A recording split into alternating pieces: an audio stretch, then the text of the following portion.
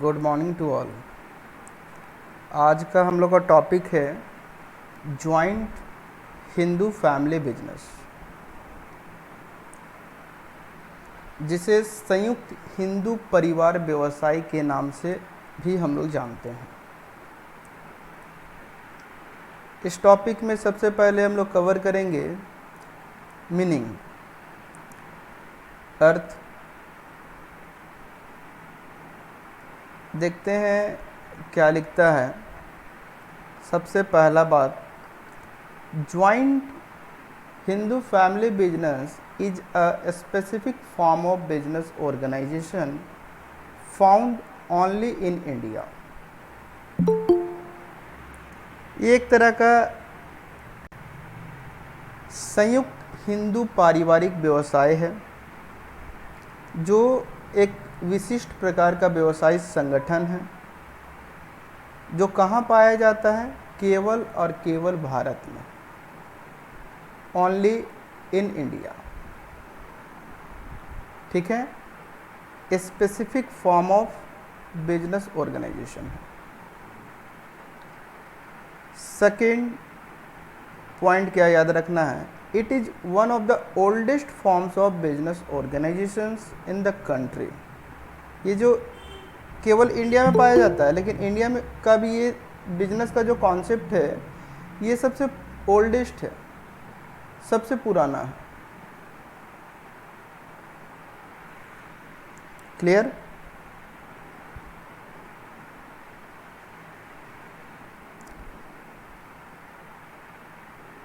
Yes, sir. Yes, third sir. Important बात याद रखना है, it refers to a form of organization wherein the business is owned and carried on by the members of the Hindu undivided family.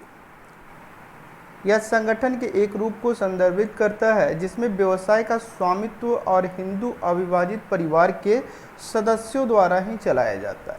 मतलब ये business जो है joint Hindu family business किनके द्वारा रन किया जाता है, तो हिंदू अनडिवाइडेड फैमिली, जिसको HUF के नेम से भी हम लोग जानते हैं।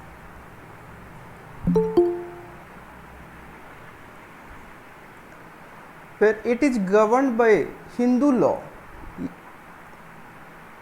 ये गवर्न किया जाता है हिंदू लॉ के द्वारा। और इसका एक्ट है जो याद रखना है, हिंदू सक्सेशन एक्ट 1956। MCQ में पूछा जाने वाला क्वेश्चन है ये। हिंदू सक्सेशन एक्ट 1956 के द्वारा ये गवर्न किया जाता है joint Hindu family business. Any doubt? No, sir. No, sir. No, sir. Next, No, sir. the basis of membership in the business is birth in a particular family and 3 successive generations can be members in the business। अगर हमको joint Hindu family business का members बनना है तो ये बनने का जो प्रोसेस है ये क्या है भाई। अगर हमारे फैमिली में joint Hindu family business run हो रहा है तो क्या हम अपने फ्रेंड्स को बना सकते हैं, अपने दोस्त को बना सकते हैं? यस और no? No, sir. No, No, sir. बिल्कुल। रीज़न क्या है उसका, क्यों नहीं बना सकते हैं? तो रीज़न है कि वो हमारे जो फ्रेंड्स होंगे वो हमारे फैमिली मेम्बर्स नहीं हैं, वो फैमिली के मेंबर्स नहीं कहलाएंगे, क्योंकि केवल फैमिली के जो मेंबर्स होते हैं वही बन सकते हैं ज्वाइंट हिंदू फैमिली बिजनेस के मेंबर्स। तो मेंबरशिप बाय बर्थ याद रखना, मेंबरशिप इसमें क्या होता है, बाय बर्थ। अगर कोई भी हिंदू अनडिवाइडेड फैमिली में joint Hindu family business run कर रहा है तो उसमें कोई बच्चा अगर जन्म लेता है तो वो जन्म से ही उस फैमिली बिजनेस का मेंबर्स बन जाता है, means joint Hindu family business का मेंबर्स बन जाते हैं। ठीक है, तो इसलिए लिखता है मेंबरशिप बर्थ, बाय बर्थ। ठीक है, और नेक्स्ट पॉइंट क्या याद रखना है, 3 successive generations can be members in the business, मतलब 3 पीढ़ी के सदस्य इस बिजनेस के मेंबर्स हो सकते हैं। Any doubt? No, sir. No, sir. Next point, सारे पॉइंट्स को रिमेंबर रखना है। The business is controlled by the head of the family who is the eldest member and is called कर्ता। मीन्स क्या हुआ,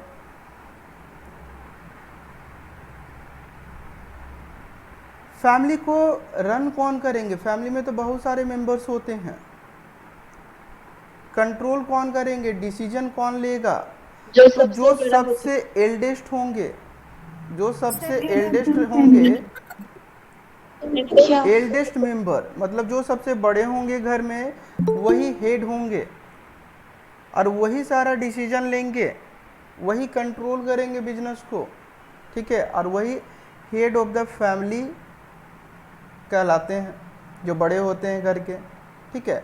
और उनको हम लोग क्या नाम से जानेंगे, तो कॉल्ड कर्ता, उनको कर्ता कहेंगे। तो the business is control by the head of the family who is the eldest member, जो कि एल्डेस्ट मेंबर होंगे, और उनको हम लोग कर्ता के नाम से जानते हैं। ये भी MCQ क्वेश्चन में आता है, याद रखना है। Next, all members have equal ownership, जितने भी मेंबर्स होंगे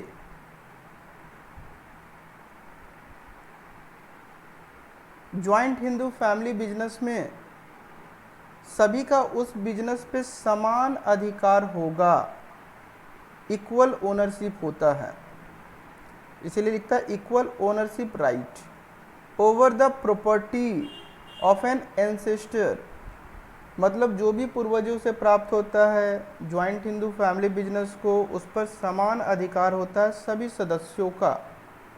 and they are known as copartners, ये बात याद रखना है, को पार्टनर्स का मतलब क्या होता है, तो को पार्टनर हम लोग कहते हैं मेंबर्स को, ज्वाइंट हिंदू फैमिली बिजनेस के जो मेंबर्स होंगे ना, ज्वाइंट हिंदू फैमिली बिजनेस के जो भी मेंबर्स होंगे, मेंबर्स, उनको हम लोग क्या नाम से जानते हैं, मेंबर्स को ही को पार्टनर्स, याद रखोगे, याद रहेगा। yes, sir. Yes, sir. को पार्टनर्स के नाम से उनको जानते हैं, हिंदी में उनको कहा जाता है साझेदार, साझेदार। जैसा कि यहाँ फिगर में शो किया गया है, the business which is run by a Hindu undivided family is called a joint Hindu family. This kind of business is governed bye Hindu law, govern किया जाता है हिंदू लॉ के द्वारा, जो कि हिंदू सक्सेशन एक्ट 1956 है हमारा। नेक्स्ट है फीचर्स, हम लोग देखेंगे ज्वाइंट हिंदू फैमिली बिजनेस का, क्या विशेषताएं हैं ज्वाइंट हिंदू फैमिली बिजनेस के। देखो यहाँ पर सबसे फर्स्ट क्या लिखता है, फॉर्मेशन। अब फॉर्मेशन का प्रोसेस क्या है भाई, स्थापना कैसे होता है ज्वाइंट हिंदू फैमिली बिजनेस का। देखो इसमें किसी तरह का लीगल फॉर्मेलिटीज का नीड नहीं होता, हम लोग आसानी से, जैसे सोल ट्रेड को स्टार्ट कर रहे थे ना, सोल ट्रेड बिजनेस को स्टार्ट कर रहे थे, याद होगा, किसी तरह का लीगल फॉर्मेलिटीज का जरूरत पड़ता है, No, sir. Sole trade business में सुनो। तो उसी तरीके से यहाँ भी अगर हम लोग को फॉर्मेशन करना है ज्वाइंट हिंदू फैमिली बिजनेस का, तो हम लोग ईजिली कर सकते हैं, किसी तरह का लीगल फॉर्मेलिटी का आवश्यकता नहीं होता, किसी भी तरह का लीगल फॉर्मेलिटी का आवश्यकता नहीं है, आसानी से हम लोग इसका स्थापना कर सकते हैं। No need. Next, membership by birth, जन्म से सदस्यता। बच्चा घर में जन्म लिया, वो मेंबर्स बन गया, 18 ईयर्स होगा ऐसा कोई प्रोविज़न नहीं है कि 18 ईयर्स होगा तभी जाके वो मेंबर्स बनेंगे, नहीं, बाय बर्थ ही वो मेंबर बन गया। क्यों? जैसे घर में कोई बच्चा जन्म लेता है तो उसका घर में के असेट में पार्ट हो जाता है, हिस्सा हो जाता है ना, उसी तरीके से जॉइंट हिंदू फैमिली बिजनेस का भी वो मेंबर बन जाता है बाय बर्थ। तो membership by birth.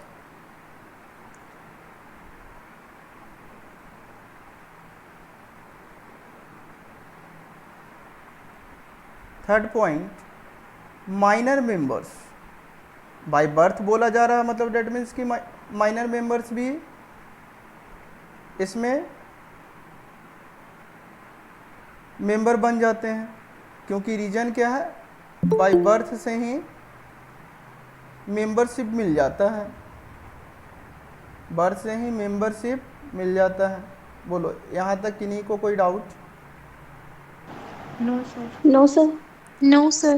No, sir. No, sir. Good morning, sir. Good morning. Next point है मैनेजमेंट। कौन करेगा जी मैनेजमेंट इस बिजनेस का? मैनेजमेंट किनके द्वारा किया जाएगा? तो head of the family. Very good, head of the family. जो हेड Family. होते हैं फैमिली के, वही इनका मैनेजमेंट करते हैं, हेड ऑफ द फैमिली, जिनको हम लोग कर्ता के नाम से जानते हैं। तो ये फीचर्स हो गया, मैनेजमेंट कौन करेगा? हेड ऑफ द फैमिली, जिनको हम लोग कर्ता के नाम से जानते हैं।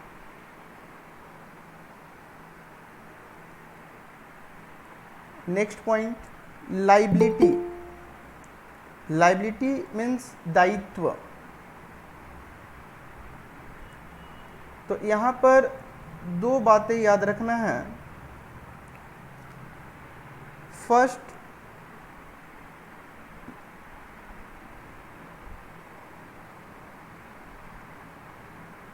लाइबिलिटी जो होगा वो कर्ता का अनलिमिटेड होगा। कर्ता का लाइबिलिटी क्या होगा? अनलिमिटेड। और को-पार्टनर्स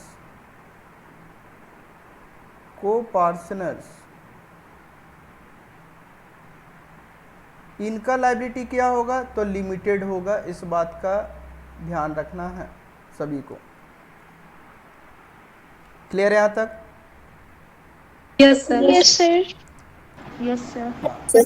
तो अगर एग्जाम में आता है क्वेश्चन लाइबिलिटी कर्ता का, तो अनलिमिटेड, और को पार्टनर्स कहें या को मेंबर्स भी हम लोग इसको कह सकते हैं, तो को मेंबर्स का लाइबिलिटी क्या होगा? लिमिटेड होगा। जैसे अभी घर पर हमारे जो हेड हैं उनका लाइबिलिटी तो क्या है? अनलिमिटेड है कि नहीं? सारा कुछ देखना उन्हीं को है। किसी तरह का फैमिली में इश्यूज होता है तो किनका रेस्पॉन्सिबिलिटी होता है? जो हेड होते हैं उनका होता है सारा का सारा, और जो अदर मेंबर्स होते हैं उनका लाइबिलिटी क्या हो जाता है? लिमिटेड हो जाता है। अब बात करते हैं नंबर ऑफ मेंबर्स। तो इसमें मिनिमम नंबर्स ऑफ मेंबर्स कितने होने चाहिए?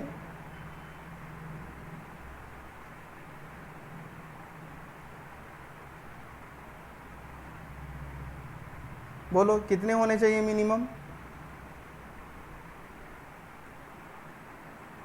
तो मेंबर्स की अगर बात करें तो मिनिमम 2 और मैक्सिमम 50. No, no limit. अब मान लो किसी फैमिली में जॉइंट हिंदू फैमिली है उनका, तो उनमें 50 से प्लस होंगे तो क्या 50 के बाद वाले को अधिकार नहीं होगा? तो ऐसा नहीं है। कम से कम 2 मेंबर्स होंगे और अधिक से अधिक कितना भी हो सकते हैं, उनके फैमिली में जितने लोग हैं सभी मेंबर्स होंगे, लेकिन जो हेड होंगे वो कर्ता होंगे, वही सारे डिसीजन को लेंगे। लास्ट है हमारा फीचर्स परपेचुअल सक्सेशन, कंटिन्यूटी, निरंतरता। याद करो, सोल ट्रेड में कंटिन्यूटी था, सोल ट्रेड में कंटिन्यूटी था, तो नो, सोल ट्रेड में कंटिन्यूटी देखने को नहीं मिला था। लेकिन कारण क्या था कि सोल ट्रेड में कंटिन्यूटी नहीं था? तो सिंपल कारण क्योंकि ओनर वहां पर ओनली वन थे, बिजनेस के मालिक एक ही थे, और इनका किसी कारण से कोई इशूज हो गया, डेथ हो गया, तो बिजनेस क्या होता था? बंद हो जाता था। सोल ट्रेड का कोई सेपरेट एंटिटी नहीं होता, बिजनेस के साथ, बिजनेस का ओनर के साथ ही पहचान होता है। ओनर का डेथ, बिजनेस भी बंद। ओनर के फैमिली में किसी तरह का इशूज हो गया जिस कारण से बिजनेस हमारा बंद हो सकता है, लेकिन ज्वाइंट हिंदू फैमिली बिजनेस में ऐसा नहीं है। जो हेड हैं वो तो करता हैं, जो हेड हैं वो तो करता हैं, लेकिन अगर कर्ता का डेथ हो गया तो क्या बिजनेस बंद हो जाएगा? नो अगर सर। कर्ता का डेथ हो गया तो बिजनेस बंद होगा? नो। कारण, रीजन क्या है? रीजन क्या है कि उसके बाद उस फैमिली में जो भी सबसे बड़े होंगे वो हेड का प्लेस लेंगे, वो हेड बन जाएंगे। जो सबसे बड़े होंगे वो हेड बन जाएंगे, फिर उनको कर्ता का अधिकार मिल जाएगा, वो कर्ता बन जाएंगे और सारा डिसीजन वो लेंगे और बिजनेस हमारा कंटिन्यू चलता रहेगा। इसलिए इसका फीचर से हमारा नेक्स्ट कंटिन्यूटी, बिजनेस कंटिन्यू रहता है, वो बंद नहीं होता। क्यों ना किसी फैमिली मेम्बर्स का डेथ हो जाए, किसी तरह का प्रॉब्लम हो जाए, तो उसके बाद वाले जो भी हेड होंगे, बड़े होंगे सबसे फैमिली में, वो उसका प्लेस ले लेते हैं और बिजनेस चलता रहता है। Any doubt? No sir. अब बात करते हैं ज्वाइंट हिंदू फैमिली का मेरिट्स। उसमें क्या क्या मेरिट्स हैं, क्या क्या एडवांटेज है, गुड। ठीक है। तो सबसे पहला मेरिट्स है इफेक्टिव कंट्रोल, जिसको हम लोग प्रभावी नियंत्रण कह रहे हैं। इफेक्टिव कंट्रोल कैसे?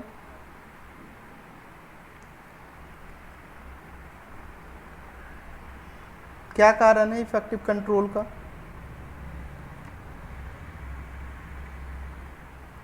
तो सिंपल सा, यहाँ पर जो हेड होंगे डिसीजन वही लेंगे ना, जो हेड हैं उनके द्वारा ही डिसीजन लिया जाता है, और ओनली जो कर्ता होते हैं उन्हीं को हेड कहते हैं और वही डिसीजन लेते हैं, जिस कारण से कंट्रोल बना रहता है। जैसे हम लोग के फैमिली में ही जो हेड होते हैं, घर के जो बड़े होते हैं, वही सारा डिसीजन लेते हैं, तो सारा फैमिली मेंबर्स डिसिप्लिन में रहते हैं। अब किसी फैमिली में हो कि सब अपना अपना मनमानी कर रहा, सब अपना डिसीजन ले रहा, तो क्या इफेक्टिव कंट्रोल वहाँ देखने को मिलेगा? No sir. नो। तो एब्सोल्यूट डिसीजन मेकिंग पावर जो होता है किनके पास होता है? कर्ता के पास।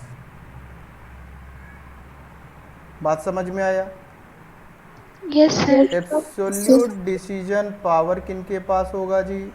तो कर्ता के पास, ठीक है, जिसके कारण इफेक्टिव कंट्रोल होता है। फिर कर्ता क्या कर सकते हैं? क्विक डिसीजन लेते हैं ना, डिसीजन उन्हीं को लेना है। घर में पापा हैं, पापा को डिसीजन लेना है, तो पापा क्या करते हैं, तुरंत डिसीजन लेते हैं कि नहीं लेते हैं कुछ भी, ठीक है। इसीलिए इफेक्टिव कंट्रोल देखने को मिलता है ज्वाइंट हिंदू फैमिली बिजनेस के केस में। नेक्स्ट पॉइंट है कंटिन्यूड बिजनेस एग्जिस्टेंस, निरंतर व्यापार अस्तित्व। होगा कि नहीं होगा, जैसे अभी हम बात किए, डेथ होगा कर्ता का तो बिजनेस बंद होगा? No sir. नो। क्यों बंद नहीं होगा? तो death of karta doesn't effect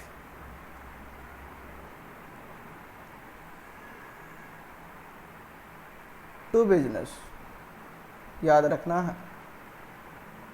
जो फिर हेड होंगे उस फैमिली में वो प्लेस ले लेंगे और बिजनेस को स्मूथली रन करेंगे। नाउ नंबर नेक्स्ट है हमारा limited liability of members. Features में देखिए ये सारा पॉइंट हम लोग।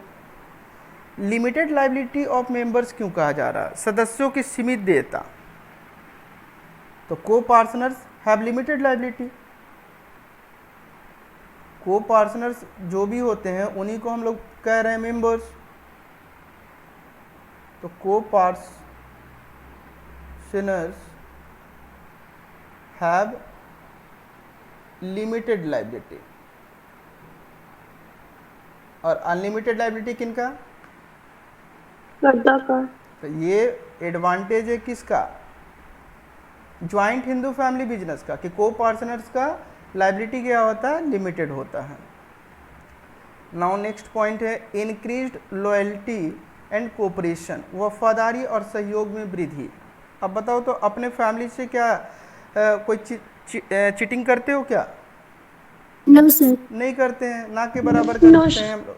मतलब कुछ लोग एक ही करते हैं, लेकिन यहाँ पर ज्वाइंट हिंदू फैमिली बिजनेस में क्या होता है? लॉयल्टी देखने को मिलता है, ईमानदारी और सहयोग का भावना देखने को मिलता है। लोग एक दूसरे को सहयोग करते हैं, ठीक है। तो यहाँ पर ग्रेट सेंस देखने को मिलेगा, ग्रेट सेंस लॉयल्टी का।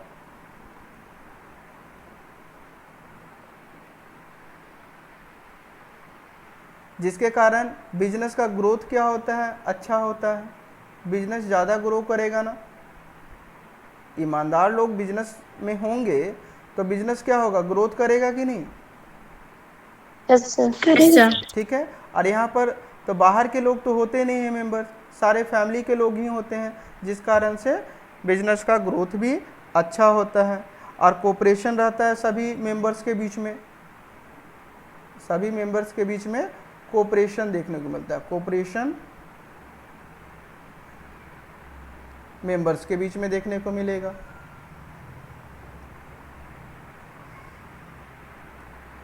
नेक्स्ट पॉइंट है सीक्रेसी, गोपनीयता।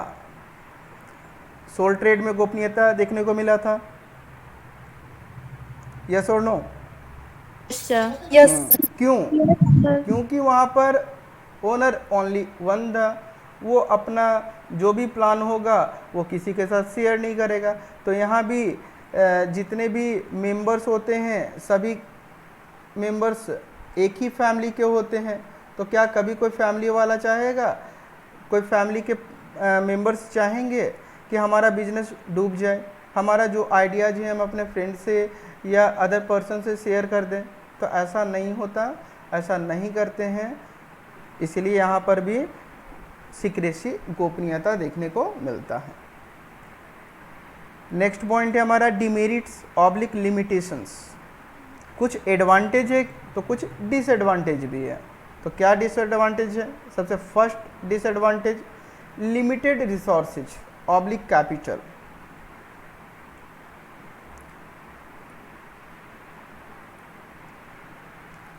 क्यों बोला जा रहा है लिमिटेड कैपिटल? सोल ट्रेड में भी याद करो हम लोग पढ़े थे लिमिटेड कैपिटल। तो कारण क्यों? बोलो ना। क्योंकि बिजनेस जो स्टार्ट होता है उसके लिए कैपिटल कहाँ से आता है? वो होता है हमारा एंसेस्ट्रल प्रॉपर्टी, वो होता है हमारा एंसेस्ट्रल प्रॉपर्टी, याद रखोगे। मतलब जो भी हमारे पूर्वज हैं उनसे ही मिला होता है प्रॉपर्टी, और उसी प्रॉपर्टी को यूज करके हम अपने बिजनेस को रन करते हैं। तो इसलिए कह सकते हैं because business is started with only ancestral property. And और क्या, सेविंग्स, जो सेविंग्स होता है, जो बचत होता है फैमिली का, और बोरोइंग्स। बोलो एनी डाउट? बोरोइंग्स का मतलब उधार का पैसा, किसी उधार भी ले सकते हैं अपने बिजनेस को रन करने के लिए। सेविंग्स का मतलब हो गया बचत, जो बचत फैमिली मेंबर्स किए होंगे। और एंसेस्ट्रल प्रॉपर्टी का मतलब पूर्वज का संपत्ति। ठीक है।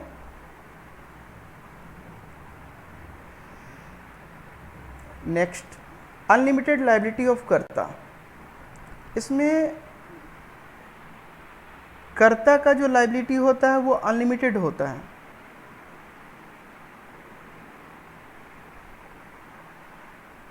तो कर्ता का लायबिलिटी अनलिमिटेड मतलब जो हेड हैं फैमिली के, हेड ऑफ द फैमिली, सारा डिसीजन उन्हीं को लेना है, टोटल डिसीजन वही लेते हैं, जो हेड होते हैं वही लेते हैं। इसीलिए यहाँ कहा जा रहा है डिमेरिट्स हो गया अनलिमिटेड लायबिलिटी ऑफ कर्ता। अगर किसी तरह का बिजनेस में लॉस होता है तो कर्ता को डेप्ट का मतलब जो भी उधार पैसा लिए उसको तो चुकाना पड़ेगा। तो अपना पर्सनल प्रॉपर्टी को सेल करके, पर्सनल प्रॉपर्टी को सेल करके वो क्या करते हैं, डेब्ट को चुकाते हैं। नेक्स्ट पॉइंट है लिमिटेड रिसोर्सेज हो गया, अनलिमिटेड लायबिलिटी हो गया। अब बात करते हैं हम लोग लिमिटेड मैनेजरियल स्किल। डिसीजन कौन ले रहा था? डिसीजन कौन ले रहा था? Sir head of the family करता है। बिल्कुल, कर्ता जिसको हम लोग कह रहे हैं, कर्ता डिसीजन ले रहा है। तो कर्ता के पास, जैसे हम लोग सोल ट्रेड में भी बात किए थे, लिमिटेड मैनेजरियल स्किल वहाँ भी था, और यहाँ भी क्या कर्ता हो सकते हैं। पर ऐसा थोड़े मैनेजमेंट का कोर्स करके वो बैठे होंगे, उनको सभी चीज़ का ज्ञान होगा ही होगा। तो कर्ता भी डिसीजन लेते हैं, जिस कारण से यहाँ भी हमें क्या लिमिटेड मैनेजरियल स्किल देखने को मिलता है, सीमित प्रबंधकीय कौशल।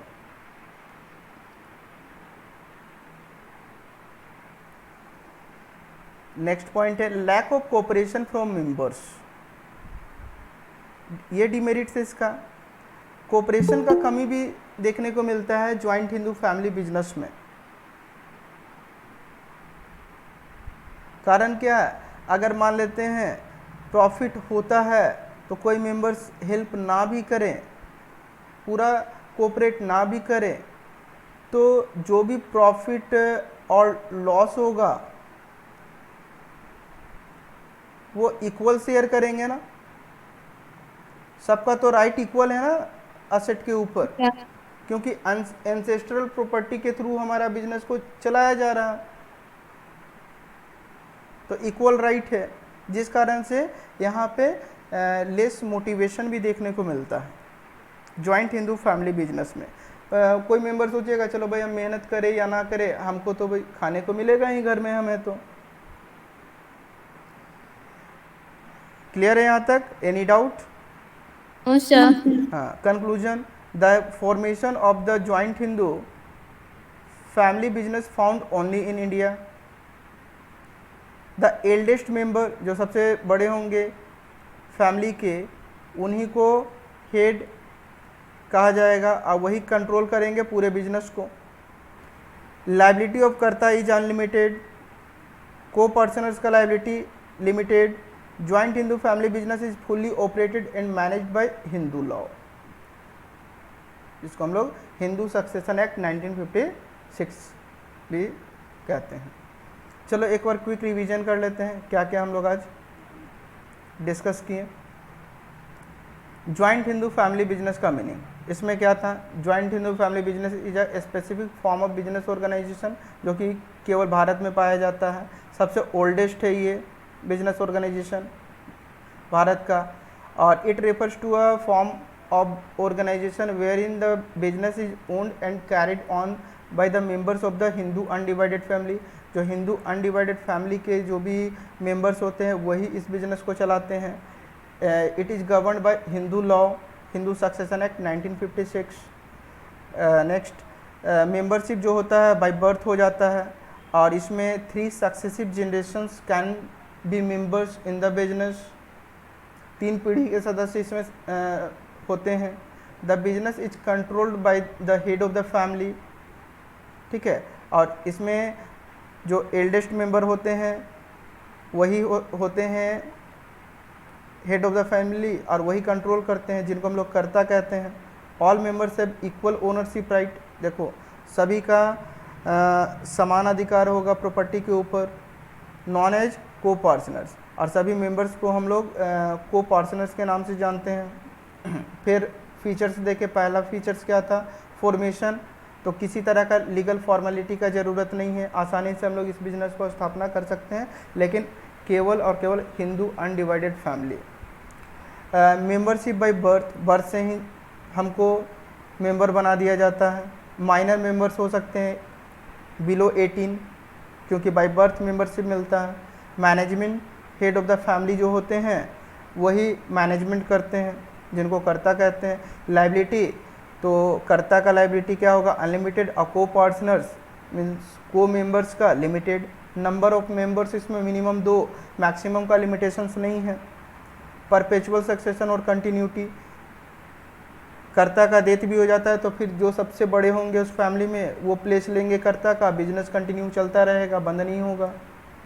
मेरिट्स, सबसे फर्स्ट है इफेक्टिव कंट्रोल देखने को मिलेगा, क्योंकि डिसीजन मेकिंग पावर एक प्लेस में होता है, जिनका जो डिसीजन लेते हैं उनको हम लोग कर्ता कहते हैं, ठीक है। कंटिन्यूड बिजनेस एग्जिस्टेंस, कंटिन्यू रहेगा बिजनेस का अस्तित्व, क्योंकि कर्ता का डेथ होने से भी कोई इफेक्ट नहीं पड़ेगा, बिजनेस एज इट इज चलता रहेगा, जो सबसे बड़े होंगे वो कर्ता का प्लेस लेंगे। लिमिटेड लाइबिलिटी ऑफ मेंबर्स, जो को पार्टनर्स होंगे उनका लाइबिलिटी क्या होता है, लिमिटेड होता है। इंक्रीज्ड लॉयल्टी एंड कोऑपरेशन, इसमें देखने को मिलता है सहयोग का भावना और ईमानदारी इस बिजनेस में, क्योंकि सभी तो फैमिली के मेंबर्स ही हैं, हम थोड़े अदर एम्प्लॉय को रखे हैं, अदर लोगों को मेंबर थोड़े बनाए हैं। सिक्रेसी, गोपनीयता देखने को मिलता है, क्योंकि सभी फैमिली के मेंबर्स ही होते हैं, जो कि किसी तरह का डिसीजन लिया जाता है उसको किसी से शेयर नहीं करते हैं। डिमेरिट्स, लिमिटेड रिसोर्सेज, क्यों, क्योंकि एंसेस्ट्रल प्रॉपर्टी के थ्रू ये चलता है। फिर है हमारा सेविंग्स,